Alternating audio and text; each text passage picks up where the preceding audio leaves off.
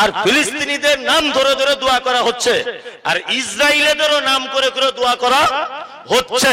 তাহলে সারা পৃথিবীতে আমরা দোয়া করছি যে আল্লাহ ফিলিস্তিনিদের মুসলিমদেরকে তুমি বাঁচাও আর ইসরায়েলকে তুমি ধ্বংস করে দাও। আমরা দোয়া করছি কি করছি না? মুসলমানদের এত দোয়া করার কেন দরকার? অক্সিজেনের মালিক কে? আল্লাহ। রুজির মালিক কে? আল্লাহ। তা আল্লাহ তো চাইলে ইসরায়েলের অক্সিজেনটা 10 মিনিটের জন্য বন্ধ করে দিতে পারে, তাহলে আর কোনো সমস্যা থাকবে? থাকবে? থাকবে না। আল্লাহ তো ইচ্ছা যদি করেন তাহলে ইসরায়েলের মানুষের 10 মিনিটের জন্য অক্সিজেনটা টোটাল ইসরায়েল একেবারে সীমানা দিয়ে আল্লাহ বলে দিল যা তোদের অক্সিজেন বন্ধ। তাহলে আর দোয়া করার প্রয়োজন হতো? মাছির মতো ছটফট করে মারা যেত? মারা যেত কি যেত না? যেত। আল্লাহ সুবহানাহু ওয়া তাআলা বলছেন না, এটা আমার পক্ষে নয়, কারণ আমি রহমান, আমি দয়া করি, তার কোনো বিনিময় চাই না। তোমরা মসজিদে নামাজ পড়ো আর নাই বা পড়ো, আমার পক্ষ থেকে দয়া পাবে। তুমি আমাকে এক বলে মানো আর নাই বা মানো, আমার পক্ষ থেকে তুমি দয়া পাবে। আমার নাম রহমান। রহমান এমন এক দয়ালু যিনি দয়া করেন কিন্তু বিনিময় কিছু চান নাই। তিনি কে? তিনি কে? আল্লাহ। আল্লাহ আল্লাহ আর রহিম, বিশেষ দয়া। কিয়ামতের দিনে কিছু মানুষের উপর আল্লাহ সুবহানাহু ওয়া তাআলা বিশেষ দয়া করবেন। ওই জন্য আমি এই কথা বলি সব সময়তেই, যখন নামাজের পরে দোয়া করবেন, একা একা করবেন, বাড়িতে করবেন, তখন এটা বলবেন যে আল্লাহ তুমি কিয়ামতের দিন আমার উপরে একটু দয়া করো। যদি কিয়ামতের দিনে আল্লাহ কারোর উপরে দয়া করে, তার থাকার জায়গা কোথায়? জান্নাত। থাকার জায়গা জান্নাত। তাহলে রব্বিল আলামিনটা হয়ে গেল, আর রহমানির রহিম হয়ে গেল। তারপরে এসছে মালিকি ইয়াউমিদ্দিন। কিয়ামত বা প্রতিফল দিবসের মালিক কে? কে? আল্লাহ। প্রতিফল দিবস সম্পর্কে আইডিয়া আছে কিছু? নেই। সুবহানাল্লাহ। আসলে এসব কথা বলতে গেলে সত্যি বলছি, আমি যে খুব আল্লাহওয়ালা মানুষ তা আমি কখনোই নয়, বলবও না। এমনি 5 ওয়াক্ত সালাত আদায় করি, যেগুলো মান্যতার দেওয়ার মতো মানুষ হিসাবে সেগুলো দেওয়ার চেষ্টা করি। আমারও ভুল ত্রুটি হয়। আমি বক্তা বলে যে একেবারে ফেরেশতার মতো আর বড় পাঞ্জাবি পরে আছি তা নয়। অন্যায় অপরাধ সবার ভিতরেই আছে। তা আপনি হয়তো একটু বেশি করেন, আমি হয়তো একটু কম করি। এই কম বেশি ডিফারেন্স। অন্যায় কাজে প্রায় মানুষ ভুল ত্রুটি হয়, করে। করে কি করে না? করে। সত্যি কিয়ামতের কথা যখনই হাদিস কোরআনে কোথাও চোখে পড়ে, সত্যি অবাক লাগে যে কি অবস্থা হবে সেদিন। প্রতিটা মানুষের হিসাব দেওয়া লাগবে। লাগবে কি লাগবে না? আল্লাহু আকবার। আপনাকে আমি একটা কথা বলছি, আপনার গায়ের লোম খাড়া হয়ে যাবে। কিছুদিন আগে একটা জায়গায় ভূমিকম্প হয়েছিল। জায়গাটার নাম কি? বেশ কিছুদিন আগে, 6-7 মাস হবে, আমারও ব্রেন থেকে ভুলে। হ্যাঁ, তুরস্কে ভূমিকম্প হয়েছিল। তার আমি একটু পেপার পড়ি, ছাত্র জীবন থেকে পেপার টেপার খুব ভক্ত। তা পেপার পড়ি, আনন্দবাজার পত্রিকা লিখছে যে তুরস্কে যে ভূমিকম্পটা হয়েছে, মাটির থেকে 8000 ফুট নিচে মূল ভূমিকম্পটা হয়েছে। তার ফলে উপরের বিল্ডিং গুলো থর করে কাঁপতে কাঁপতে সব পড়ে গেল। অজস্র মানুষ মারা গেছে, অজস্র মানুষ। 8000 ফুট নিচে মূল ভূমিকম্প হয়েছে। তার ফলশ্রুতিতে অসংখ্য বিল্ডিং বালাখানা মানুষ বিপদগ্রস্ত হয়েছে। হয়েছে কাহিনী হয়েছে। পৃথিবীর ভূমিকম্প কেমন হয়? এইভাবে কাঁপে।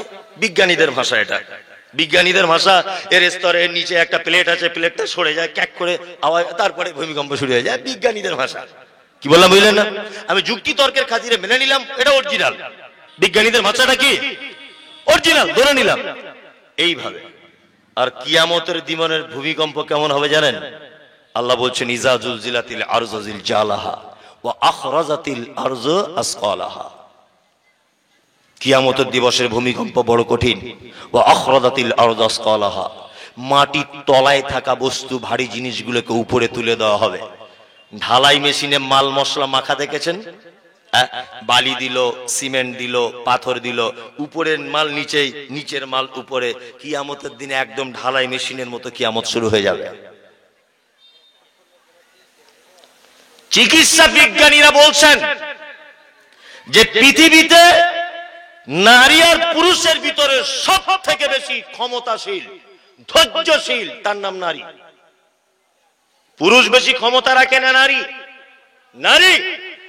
ধৈর্য বেশি কার? নারী। বিজ্ঞানের ভাষাতে হচ্ছে এই যে আপনি যদি একজন মহিলাকে, আপনি যদি একটা পুরুষকে, যদি এই লোকটাকে আমি একটা ঘুষি মারি এই জায়গাটাতে, আবার ঘুষির ওজন যদি 50 ডিগ্রি পর্যন্ত থেমে যায়, তাহলে লোকটা বেঁচে যাবে। আবার ঘুষির ওজন যদি 50 থেকে 52 ডিগ্রি যদি চলে যায়, এই লোকটা যখন তখন মারা যেতে পারে। বিজ্ঞানীদের ভাষা, একটা ঘুষির ওজন যদি 56 ডিগ্রি পর্যন্ত যদি পৌঁছে যায়, একজন মহিলার গায়ে যদি আঘাত করা হয়, আর সে আঘাত যদি 56 ডিগ্রি পর্যন্ত যদি পৌঁছে যায়, অনায়াসে একজন মহিলা জীবিত থাকবে, তার কোনো রকমের অসুবিধা হবে না, কোনো অসুবিধা হবে না। তার মানে একটা পুরুষ ক্ষমতা সহ্য করতে পারে 50 ডিগ্রি পর্যন্ত, কিন্তু একটা নারী ক্ষমতা সহ্য করতে পারে কত ডিগ্রি? 56 ডিগ্রি।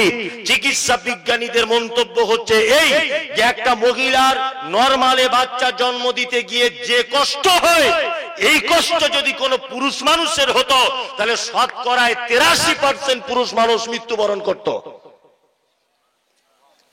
শতকরায় 83% মানুষ মৃত্যুবরণ করত পুরুষ মানুষ। কিন্তু মহিলা বলি নরমালে বাচ্চা জন্ম দেবার পরে বেঁচে থাকা সম্ভব।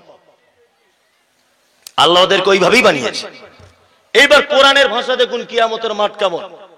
আল্লাহু আকবার। আল্লাহ তাআলা বলছেন, ইয়াউমা তারাউনাহা তাযহালু কুল্লু মুরজিআতিন আম্মা আরজাত ওয়া তাদাউ কুল্লু যাতি হামলিন হামলাহা ওয়া তারান নাসা সুকারা ওয়া মা হুম বিসুকারা ওয়ালাকিন আযাবাল্লাহি শাদীদ। কিয়ামতের মাঠে একজন মা, গর্ভবতী মা, তার পেটে বাচ্চা থাকবে, বাচ্চা নিচের দিক দিয়ে পড়ে যাবে, মা বুঝতে পারবে না যে বাচ্চা কি হলো। পৃথিবীর সব থেকে বেশি ভালোবাসে মা তার সন্তানকে। কিয়ামতের মাঠে একজন সন্তান তার মায়ের আঁচল ধরে বলবে, মা একটু দুধ পান করাও, পিপাসায় কলিজা ফেটে যে একটু দুধ দাও। মা সেদিন তার বাচ্চাকে দুধ পান করাতে ভুলে যাবে। মানুষগুলিকে দেখতে পাওয়া যাবে, মানুষ মদ পান করার পরে যেমন তার কোনো হিতাহিত জ্ঞান থাকে না, সে বউকে খালা বলে ডাকছে, বাপকে চাচা বলে ডাকে, কোনো হিতাহিত জ্ঞান থাকে না, কোথায় কি করে। কোথাও বাস স্ট্যান্ডে দাঁড়িয়ে গিয়ে বলছে রোড আমার বাপের, কোথাও অন্য জনের সাইকেল চালিয়ে বলছে এটা তো আমারই সাইকেল, তার কোনো হিতাহিত জ্ঞান থাকে না। আল্লাহ সুবহানাহু ওয়া তাআলা বলছেন, মানুষকে সেই দিন কিয়ামতের মাঠে দেখা যাবে তার কোনো হিতাহিত জ্ঞানই নেই। ওমা হুম বিসুকারা, আল্লাহ বলছে অথচ তারা কেউ মদ পান করেনি। ওয়ালাকিন্না আযাবাল্লাহি শাদীদ, আমার কঠিন আযাবের ভয়ে কিয়ামতের মাঠে মানুষ মাতালের ন্যায় অভিনয় করবে, মাতালের ন্যায় হয়ে যাবে, মাতালের ন্যায় মানুষ দিশেহারা হয়ে যাবে, হিতাহিত কোনো জ্ঞান থাকবে না। এর নাম কিয়ামতের মাঠ। প্রতিটা নবী, মুহাম্মদ সাল্লাল্লাহু আলাইহি ওয়াসাল্লাম বাদ দিয়ে, নবী মুসা ইয়া নফসি, নবী ঈসা ইয়া নফসি, নবী ইয়াহইয়া ইয়া নফসি, নবী ইব্রাহিম ইয়া নফসি, নবী জাকারিয়া ইয়া নফসি, নবী নূহ ইয়া নফসি, সমস্ত নবীগণ কিয়ামতের মাঠে ইয়া নফসি ইয়া নফসি। একজন নবী বাদ দিয়ে, তিনি কে? মুহাম্মদ সাল্লাল্লাহু আলাইহি ওয়াসাল্লাম। ইয়া উম্মতি ইয়া উম্মতি ইয়া উম্মতি। আল্লাহ আমার উম্মতের কি হবে? আল্লাহ আমার উম্মতের কি হবে? আমার উম্মতের কি হবে? বিচার এই দিবসের মালিক কে? কে? আল্লাহ। আল্লাহু আকবার। মালিকি ইয়াউমিদ্দিন। এই ইয়াউমুদ্দিনের অনেক ব্যাখ্যা করা হয়েছে বিভিন্ন তাফসীরে, ওগুলো বলতে গেলে সময় পাওয়া যাবে না। তারপরে ইয়াকা না'বুদু ওয়া ইয়াকা নাস্তাঈন, আল্লাহ আমরা তোমারই ইবাদত করি, তোমারই কাছে সাহায্য চাই। আমরা আল্লাহরই ইবাদত করি তো? করি? আল্লাহরই কাছে সাহায্য চাই তো? চাই? কখনোই নয়। আপনি যদি আল্লাহর কাছেই সাহায্য চাইবেন, তা কাপড়ের দোকানের পাশে দেখছি তাবিজ ল্যামিনেশন করে টাঙানো আছে। আপনাদের এলাকায় হয়তো নেই, আছে? দেখবেন ব্যবসায়িকদের দোকানে কোন এক জায়গাতে তাবিজ ল্যামিনেশন করে টাঙানো আছে, আছে না? সাহায্য কার কাছ থেকে আসে? আল্লাহ। খায়রিহি ওয়া শাররিহি মিনাল্লাহি তাআলা। ভালো মন্দ কার পক্ষ থেকে? আল্লাহর পক্ষ থেকে। অথচ আমরা আল্লাহকে বাদ দিয়ে অন্য কোন না কোন একটা পক্ষের পথ অবলম্বন করছি। আর কিছু মানুষের এতে যুক্তিরও শেষ নেই, তর্কেরও শেষ নেই। আর আমার তো নামই রেখেছে ওর জন্মেরও ঠিক নাই। সব বক্তারা ওই বড় বড় পাগড়ি বেঁধে, 22 হাত পাগড়ি আর সেইরকম 3 তলা টুপি পরে, ও মমতাজুল ইসলাম বেরাদার রাহুল ছাড়া ওর কোনো বক্তব্যই খুঁজে পায় না। আর শুধুই বলছে দুজনারই জন্মের দোষ। বারবার একই কথা। কেন জন্মের দোষ? না, আমরা বলেছি সাহায্য চাইতে হবে কার কাছে? আল্লাহর কাছে। কোন মাধ্যম ছাড়া চাইতে হবে, তাই না? কিন্তু ও বলছে না, বিনা মাধ্যমে আল্লাহর কাছে পৌঁছানো যাবে না। যুক্তি তর্ক দিয়ে বলছে গাছে কি এমনি ওঠা যায়, ডাল ধরে উঠতে হয়, বলছে না? তা আমরাও বলছি যে আমি যদি এখন নারকেল গাছে উঠি, তোর যে গাছের ডাল আছে ও গাছের ধারে পাশেই যাবো না। নারকেল গাছে উঠবো প্রয়োজনে, সুপারি গাছে উঠবো, তাল গাছে উঠবো প্রয়োজনে, তবু তোদের গাছের ছায়া দিয়ে যাবো না। আমরা সাহায্য কার কাছে চাইবো? বিনা কোন রকমের সাপোর্ট ছাড়াই, তাই না? আপনাদেরকে একটা কথা বোঝানোর জন্য বলছি, বোঝার চেষ্টা করুন তো। আচ্ছা, আমার ছেলে অসুস্থ, আমি চেন্নাই যাব ডাক্তার দেখাতে। আমি জীবনে চেন্নাই চিনি না, ভেলোরে যাচ্ছে আমার ছেলেকে নিয়ে, আমি জীবনেও ভেলোর বুঝি না, আর হিন্দি কথা বুঝি না। এই লোকটা খুব ভালো জানে, হিন্দি বোঝে, ওখানে 4-5 বার গেছে। আচ্ছা, আমি যদি না জানি তাহলে তো আমি একটা লোক সাথে করে নিয়ে যাব, ঠিক কিনা? ঠিক। তাহলে জানা না থাকলে তখন দালালের মাধ্যমে তার কাছে যেতে হয়, ঠিক কিনা? ঠিক। এবার আপনাকে বলছি, আপনার বাড়ি ভাবতা, আপনার নাম আব্দুল্লাহ। আচ্ছা বলুন তো, এটা আল্লাহ জানা আছে না নেই যে আপনার বাড়ি ভাবতায়, আপনার নাম আব্দুল্লাহ, আর আপনার টাকার খুব দরকার, আপনি খুব বিপদে আছেন, আপনার স্ত্রী অপারেশন হবে, এটা আল্লাহ জানার বাইরে না জানার ভিতরে? কোনটা? জানার ভিতরে। তা আমার সঙ্গে আমার রবের পরিচয় আছে না নেই? আছে। তাহলে আল্লাহ জানার ভিতরে যদি থাকে, তাহলে আমি দালালের মাধ্যমে তার কাছে যাব কেন? হ্যাঁ, আমি দালালের মাধ্যমে যাব কেন? আমি ডাইরেক্ট যাব। আমি একটা এমপির কাছে যাব কোন একটা কারণে, এমপির কাছে, তার সঙ্গে আমার কোনো পরিচিত নেই, সভাপতি সাহেবের সঙ্গে খুব ভালো পরিচিত, তা ওনার সঙ্গে আমার পরিচিত নেই বলে আমি সভাপতি সাহেবকে বলছি আপনি যদি একটু বলে দেন তাহলে কাজ হয়ে যাবে। তাহলে পরিচিত না থাকলে দালাল ধরে পৌঁছাতে হয়, তাই তো? তাহলে আমার রবের সাথে আমি আব্দুল্লাহ, আমার পরিচয় আছে না নেই? আছে। তাহলে আমার পরিচয় যখন আগে থেকে আছে, তাহলে আমি দালাল ছাড়া কি করব? রবের কাছে চাইবো। এবার আপনাকে একটা আশ্চর্য কথা বলে দিই। আবু জাহেলকে জিজ্ঞাসা করা হচ্ছে, আবু জাহেল, এই রাত এবং দিনের বিবর্তনের মালিক কে? বলছে আল্লাহ। রাত দিনের পরিবর্তনের মালিক কে? আল্লাহ। বৃষ্টি অনাবৃষ্টির মালিক কে? আল্লাহ। বলছে কে? আবু জাহেল।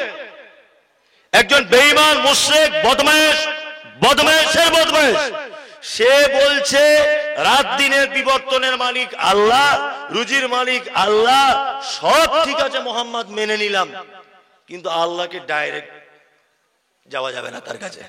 এই 360টা দেব দেবীর মাধ্যমে তার কাছে যাওয়া লাগবে। শুধু এইটুকু জায়গা আমি মানব, আমি ডাইরেক্ট আল্লাহর কাছে যেতে পারবো না। এই 360টা দেব দেবীর মাধ্যমে আমি আল্লাহর কাছে যাব। 360টা দেব দেবীর মাধ্যমে তারা আল্লাহর কাছে চাইতো। কি বললাম বুঝলেন না? তারা ছিল কি? মুশরিক, তাই না? তার মানে আগেকার দিনের মুশরিকরা মাটির ঠাকুর পাথরের ঠাকুর তৈরি করে তার মাধ্যমে আল্লাহকে ডাকতো, তাই তো? আর বর্তমান মুর্শিদাবাদ, বীরভূম, বর্ধমান, 24 পরগনার মানুষ মরা মানুষ কবরে ঢুকিয়ে দিয়ে তার মাধ্যমে আল্লাহকে ডাকছে। তার মানে ওই মুশরিক আর এই মুশরিকের কোনো ডিফারেন্স নেই। ও উপরে রেখে ডাকছে আর এ ভিতরে ঢুকিয়ে দিয়ে ডাকছে। কি বললাম বুঝলেন না? ও মুশরিক, এও মুশরিক। বলছে জ্যান্ত থেকে জীবিত থেকে যা পাওয়ার ছিল মরার পরে পাওয়ার আরো বেড়েছে। আশ্চর্য ব্যাপার না? বলছে জীবিত থেকে যা করেছে মরার পরে আরো পাওয়ার বেড়ে গেছে। আচ্ছা বলুন, মরার পরে মানুষ কবর থেকে কোনো কিছু করতে পারে? আচ্ছা কেউ একজন বিশ্বাস করেন যে হ্যাঁ পারে? না, এইগুলো কি এদের মাথায় ঢোকে না? আমি এত বক্তব্য দিচ্ছি, গত পরশুদিন কালিয়াচকে ধরেছিল আমাকে, মোবাইলে দেখবেন। লাস্টে রাত 12টার সময় এক গাড়ি পুলিশ নিয়ে আমাকে তবে ওখান থেকে বার করে আনে। এই বক্তব্যটাই বলেছিলাম যে মরা মানুষ কবর থেকে কিছু করতে পারে না, অসম্ভব ব্যাপার। মদিনাতে অনাবৃষ্টি, বৃষ্টি নেই, খুব মনোযোগ দিয়ে শুনবেন। মদিনাতে অনাবৃষ্টি, বৃষ্টি নেই। লোকজন এসে হযরত ওমরকে বলছেন যে আপনি তো এখন আমিরুল মুমিনিন, তা আপনি যদি একটু দোয়া করেন তাহলে মনে হয় আকাশ থেকে পানি বর্ষণ হতে পারে। হযরত ওমর বলছেন রাদিয়াল্লাহু তাআলা আনহু, তিনি বলছেন যে আগে অনাবৃষ্টি হলে আল্লাহ রাসূল দোয়া করতেন আর আসমান থেকে পানি হতো। এখন তো নবীজি নেই, এখন বেঁচে আছেন কে না নবীর চাচা হযরত আব্বাস রাদিয়াল্লাহু তাআলা আনহু। তোমরা বরং হযরত আব্বাসের কাছে যাও, গিয়ে পানির জন্য বলো। লোকজন সবাই মিলে হযরত আব্বাসের কাছে গেলেন, দুয়ার জন্য বললেন আর বললেন হে নবীর চাচা, আগে নবীজি দোয়া করলে আসমান থেকে বৃষ্টি হতো, এখন আপনি নবীর চাচা হিসেবে আল্লাহর দরবারে বলুন যদি আসমান থেকে একটু বৃষ্টি হয়। হযরত আব্বাস রাদিয়াল্লাহু তাআলা আনহু তিনি দোয়া করলেন, আসমান থেকে ঝরঝর করে বৃষ্টি ঝরতে থাকলো। এইবারে এখানে একটা প্রশ্ন আপনার কাছে আমার, হযরত ওমরের কাছে যখন মানুষ গেছে দুয়ার আবেদন করতে, তাহলে পৃথিবীর সব থেকে দামি মানুষ মুহাম্মদ সাল্লাল্লাহু আলাইহি সাল্লাম, মানুষ মারা যাবার পরে যদি তার কিছু ভালো মন্দ করার ক্ষমতা থাকতো, তাহলে হযরত ওমর মদিনাতে মসজিদে নববীর পাশে আয়েশার হুজরাতে আল্লাহর নবী শুয়ে আছেন, ওমর এই কথা বলতে পারতেন তোমরা সবাই নবীর কবরে গিয়ে বলো তাহলে আসমান থেকে বৃষ্টি হবে। এটা বলতে পারতেন কি পারতেন না? পারতেন। কিন্তু হযরত ওমর পাঠিয়েছেন কোথায়? জীবিত মানুষ কার কাছে? হযরত আব্বাসের কাছে। তার মানে পৃথিবীর সবথেকে দামি মানুষ মুহাম্মদ সাল্লাল্লাহু আলাইহি ওয়াসাল্লাম, এই মহান ব্যক্তি যদি মারা যাবার পরে কবর থেকে আর কোনো ভালো মন্দ কিছু করতে না পারে, তোমার হুজুরের কত টেম্পার যে মরার পরে নৌকায় করে জান্নাত নিয়ে চলে যাবে, তোমার পাছার চামড়া তুলে দিতে হবে। বিয়াদব কোথাকারে।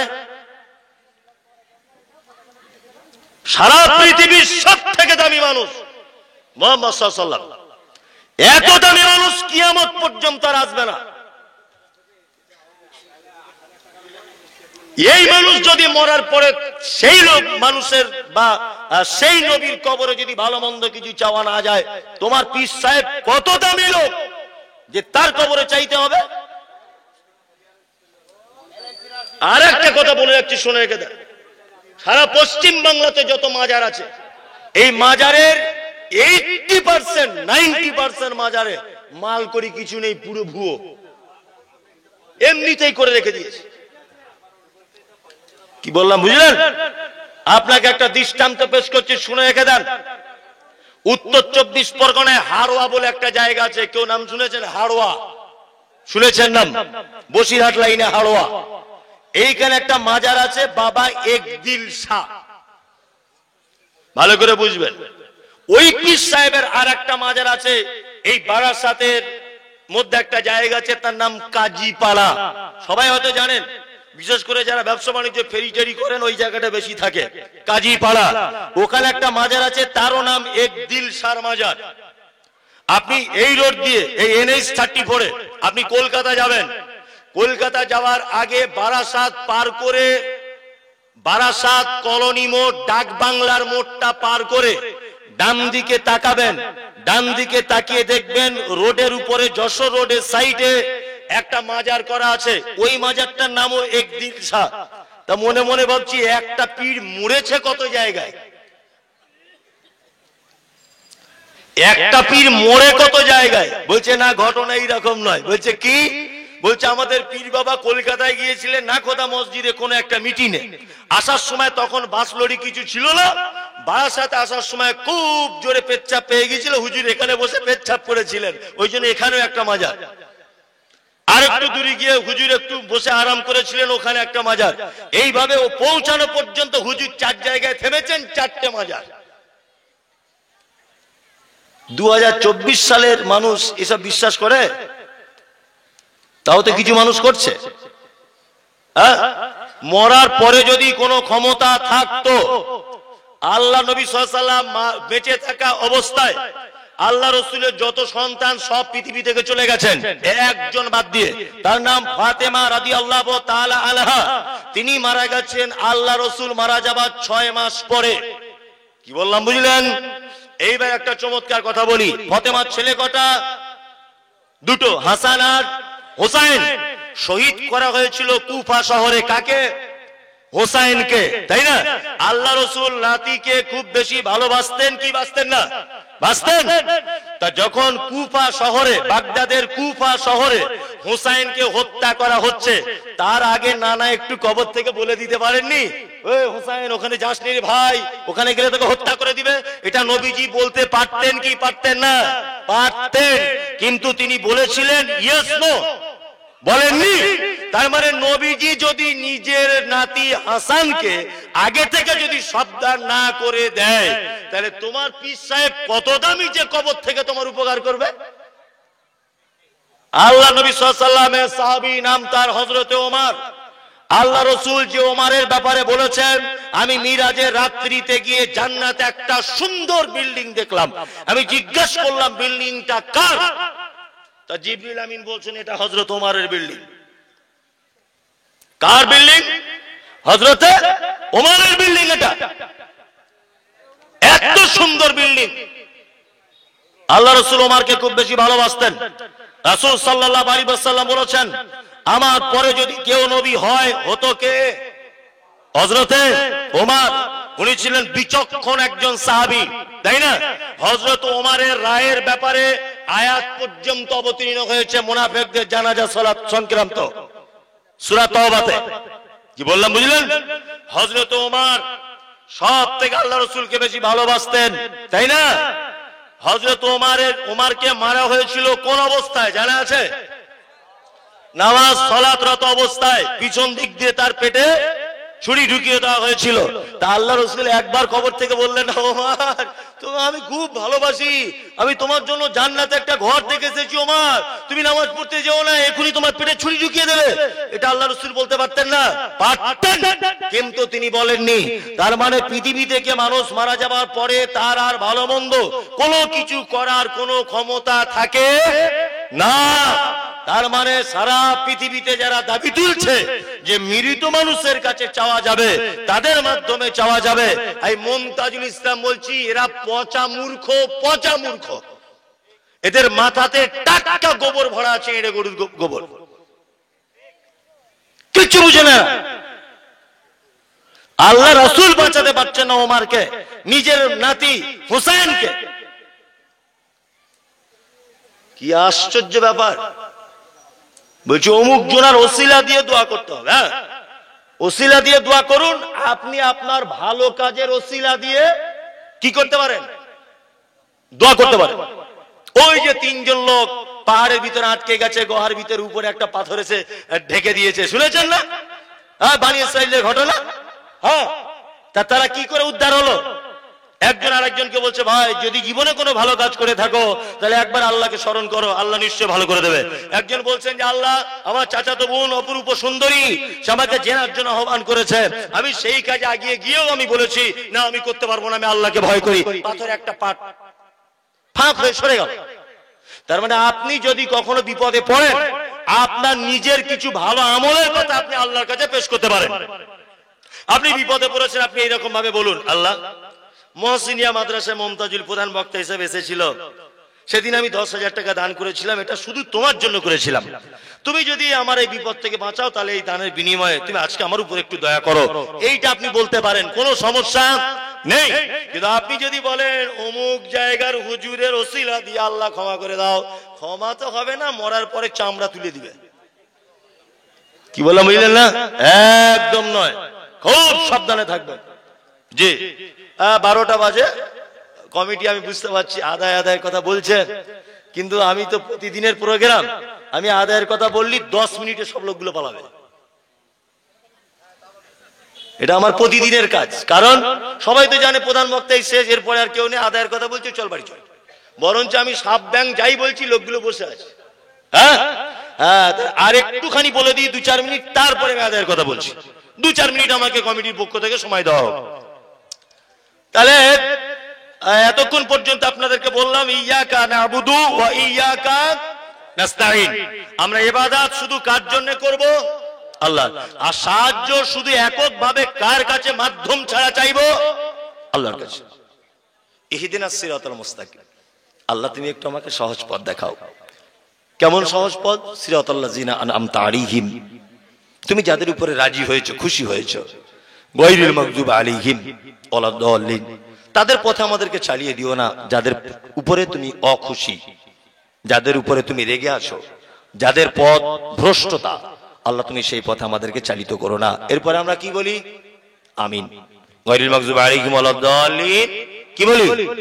এই জায়গায় বেশ চমৎকার চমৎকার কয়েকটা ব্যাখ্যা বিশ্লেষণ ছিল, কিন্তু রাত্রিতে এখন বাজে 12টা। কি বললাম বুঝলেন? ওই জন্য আমি আর আগিয়ে যাচ্ছি না, আমি আমার গাড়ির গতি আস্তে আস্তে পিছিয়ে নিয়ে যাচ্ছি। আমি চমৎকার করে আর একটা কথা আপনাদেরকে বলে দিই, ইহদিনাস সিরাতাল মুস্তাকিম, আল্লাহ তুমি আমাদেরকে সঠিক পথ দেখাও। এটা আমরা বলি কি বলি না? 365 দিন নামাজে বলছেন, কবুল হচ্ছে? হচ্ছে না। শুধু দোয়া করে নিজেকে পরিবর্তন করা যাবে না। আমি মূর্খ, পচা মূর্খ, লেখাপড়া জানি না। আমার আব্বা দোয়া করছে, আল্লাহ আমার বেটাকে মমতাজুল ইসলামকে ভাবতা শিশু মাদ্রাসার হেড মাওলানা করে দাও, খুব দোয়া করছে। আমার মা দোয়া করছে, আমার ছেলেকে ওই অমুক হাই স্কুলের প্রধান শিক্ষক করে দাও। জীবনে কবুল হবে দোয়া? হবে না। তাহলে এই দোয়ার পাশাপাশি আমাকে শিক্ষা অর্জন করতে হবে, তারপরে কবুল হবে, তাই তো? তা আমরা সারা জীবন যদি বলি ইয়াকা নাবুদু ওয়া ইয়াকা নাস্তাইন, ইহদিনাস সিরাতাল মুস্তাকিম, আল্লাহ সহজ পথ দেখাও, সহজ পথ দেখাও, জীবনে সহজ পথ দেখা পাবেন না। আমাদেরকে দেখতে হবে কারা কারা এই সহজ পথে ছিল, তাদের মতো করে জীবন গড়তে হবে, তাহলে সহজ পথ পাওয়া যাবে। আমরা সাহাবীদের চরিত্রের দিকে দেখব, তাই না? হ্যাঁ, আমরা নবীদের চরিত্রের দিকে দেখব, তাহলে সহজ পথ পাবো ইনশাআল্লাহ। রাত্রি অনেক হলো, 12টা বাজে। মাদ্রাসাটি আলহামদুলিল্লাহ আরবি জেনারেল সব শিক্ষার সমন্বয়ে খুব সুন্দর একটি পরিবেশ তৈরি করে প্রতিষ্ঠানটি চালানো হচ্ছে। দয়া করে আপনারা কেউ যাবেন না, একটু বসে যান। ওই জন্য আমাকে বারবার বলা হয়েছে, এখনো বলা হচ্ছে যে আদায়ের দিকে কিছু বলুন, আর বলাটা উচিত, কারণ মাদ্রাসা আলহামদুলিল্লাহ আল্লাহ আমাকে দিয়েও একটা চালায়। এ খুব কঠিন কাজ, খুবই কঠিন কাজ। আর এর সরকার আপনারাই, এই যে বিন্দু বিন্দু করে দেন। তারপরে একটা বড় কথা শুনলাম যে আপনাদের বহিরাগত আদায়কারী রাখা হয়নি, যে বিভিন্ন জায়গায় আদায়ে যাবে। আমার আগে উনি হিসাব পেশ করছিলেন, বলছিলেন, আলহামদুলিল্লাহ খুব চমৎকার, শুনে খুব খুশি হয়েছি। আর আপনাদেরও মনের দিক দিয়ে আনন্দিত হওয়া উচিত যে আমরা নিজেরাই এটাকে চালাই। আর নিজেরা চালান যখন, এর আয়ের উৎস কিন্তু আপনারা, তাই তো কিনা? আপনারা ছাড়া এর আয়ের উৎস আর কেউ নেই। ওই জন্য আমি বলবো ছোট ভাইয়ের মতো করে, যাদের ছেলের বয়সী বাপজি আমার, আপনি আপনার অর্থ থেকে সব দিতে হবে না, অল্প কিছু আপনি মহাশানিয়া শিশু মাদ্রাসায় আল্লাহর রাস্তায় কিছু মাল ব্যয় করুন। কিছু করুন। যদিও আমি আদায়কারী বক্তা নয়, আউয়াল ভাইয়ের মতো সুরসার করে বলতে পারি না, তারপরেও আমি আপনাদের কাছে দাবি রাখছি যে আপনারা আল্লাহর রাস্তায় কিছু দেন।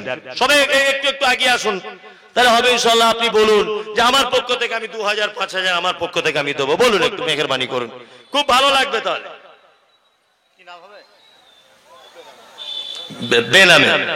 বেনামে একজন ভাই 400 টাকা দিলেন। কেউ চলে যাবেন না, আল্লাহ নবীর শেখানো দোয়া, মজলিস ভাঙার দোয়া বলে তবে আপনারা যাবেন, কেউ চলে যাবেন না। আচ্ছা, একজন বাপজি উনি দিলেন 1200 টাকা। আল্লাহুম্মা সাল্লি আলাইহি আল্লাহুম্মা বারিক আলাইহি। এই ভাই যারা আছেন বসে, আপনারা একটু আল্লাহর রাস্তায় দেন,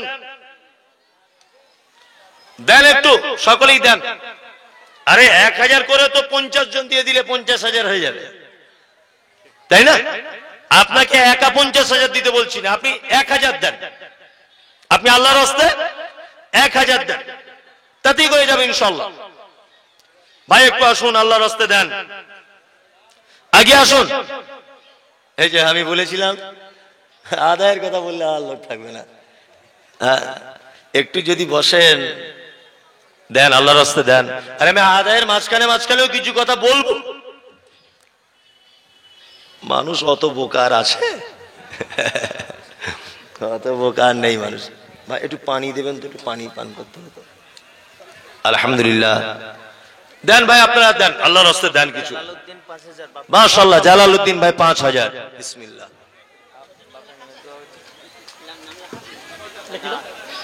আলহামদুলিল্লাহ, জালালউদ্দিন ভাই 5000 টাকা। ওর আব্বার জন্য দোয়া চেয়েছেন, আপনারা দেন। এই তো একজন ভাই 500 টাকা দিলেন, আলহামদুলিল্লাহ। আব্বা মায়ের জন্য 500 টাকা দিয়েছেন, আলহামদুলিল্লাহ। আল্লাহ তুমি তার মালে বরকত দান করো, আর তুমি তার পরিবারের উপরে রহম করো। আল্লাহুম্মা সাল্লি আলাইহি আল্লাহুম্মা বারিক আলাইহি। যারা আছেন ভাই একটু দেন, আপনারা আল্লাহর রাস্তায় দেন। আরে 200 500 যা আছে তাই দেন, কোনো সমস্যা নেই।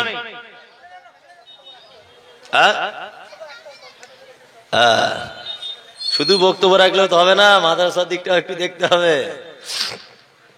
দেন, আপনারা কিছু দেবেন তো দেন। জি।